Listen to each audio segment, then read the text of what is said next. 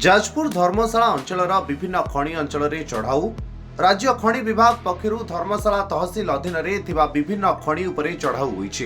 राज्य खनि विभाग युग्म निर्देशक नेतृत्व में लुणीबर चढ़ईधरा डंकारी प्रमुख खनि अंचल रहितबा खनि पत्थर खादान उपरे चढ़ाऊ होईछि। वर्ष वर्ष धरी खनि खादान रु कोटी कोटी टंका माफिया माने लूट करि आसुथिले।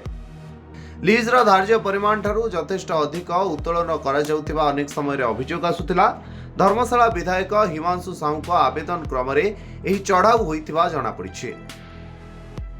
एही चढ़ाऊ समय धर्मशाला विधायक हिमांशु शेखर साहू, टीबी मुंडा डेप्यूटी डायरेक्टर, जिला खनि अधिकारी जयप्रकाश नायक प्रमुख विभिन्न खादान बुली देखिबा सह गोटिए क्रसर को सील करिबा सहित गोटिए प्रोक्लीन मेसिन जबत करा जाइछि।